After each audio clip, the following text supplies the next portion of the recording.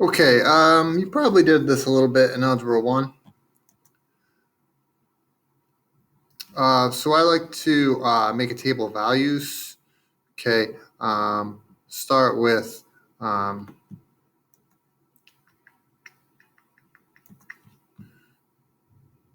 start with 0.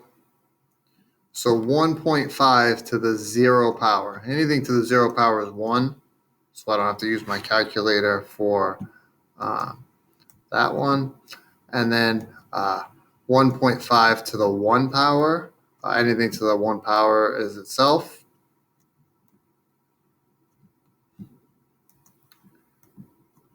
And then I just keep plugging in numbers.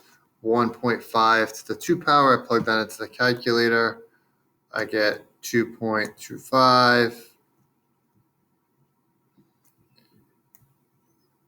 1.5 to the 3rd power. 3.4 about.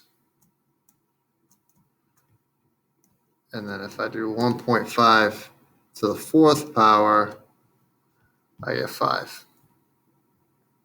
Now you also got to plug in some negative numbers. So 1.5 to the negative 1.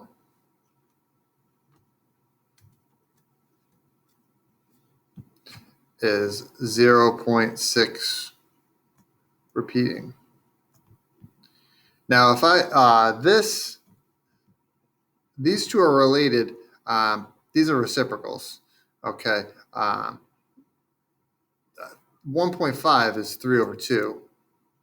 And 0.6 repeating is 2/3. So these are all going to be reciprocal of each other. So the same thing with negative 2. Okay, 1 over 2.25 is going to be what 1.5 to the negative 2 power is, which is 0.4 repeating. Okay, and you can plug this into decimals and look what the graph looks like. I'll give you a very, very basic look at what the graph's going to be here. 4 comma 5 is here. 3, then we got the 2, we got the 0 comma 1. Now this is going to come down in a curve, and then it's going to keep coming closer and closer and closer and closer to that x-axis, but it's never going to cross. It's never going to come down here. Okay, that's called an asymptote. Okay. Some other things to look at here. Exponential growth, that means it's going up. Decay means it's going down. Okay, so if this number is greater than 1, it's going to go up. And if it's between 0 and 1, it's going to go down and decay. This is just another example. And then if you could just give me a second. Let me plug this into decimals so I can show you what it looks like in decimals.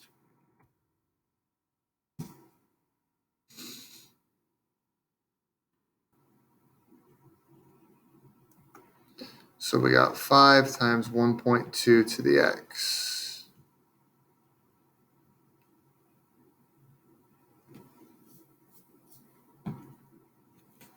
Five times 1.2 to the x power.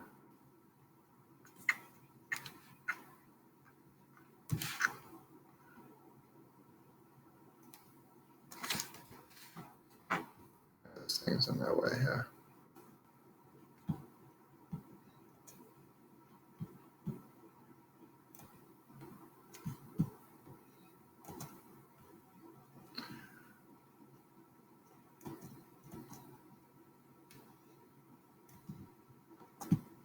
There we go, finally. And if you want to make that to the power, now this is in my way.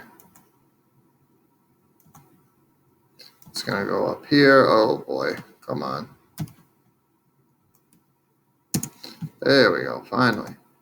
So as you can see, it comes down, and it's just going to keep getting closer and closer and closer to that x-axis. Now, if we were to add 1 to this, that means that graph